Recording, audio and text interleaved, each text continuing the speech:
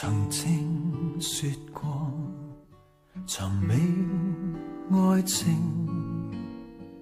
就像天與地別離和重聚過程，而我跟你平靜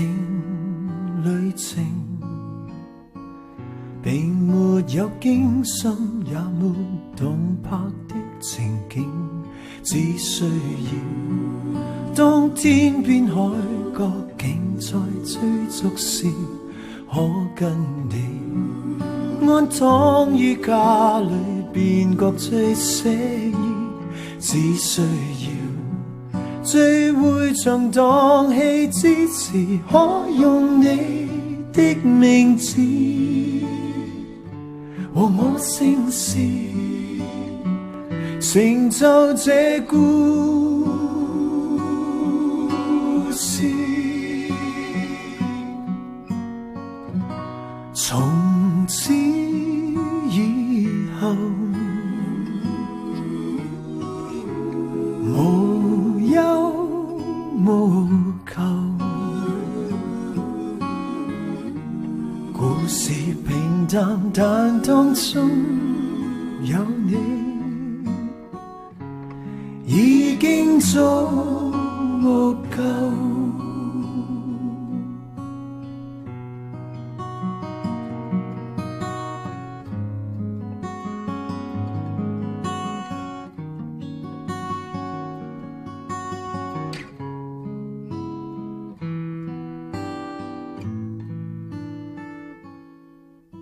如果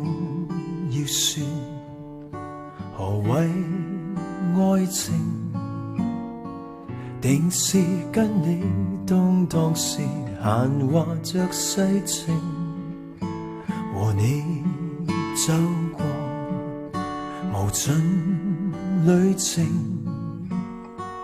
就是到天昏發白亦愛得年輕，不相信當天荒不再地老不透時，竟跟你多相擁一次便愛多一次，怎相信聚會場蕩氣之時，可用你的名字和我姓氏，成就這故事。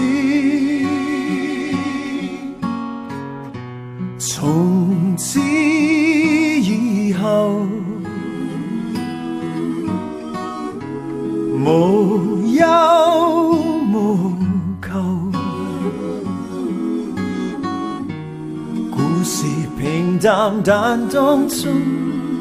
有你，已經足夠。從此以後，無憂無求，故事平淡，但當中有你，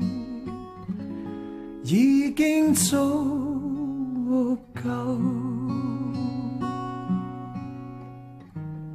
快樂童話像你我一對，已經足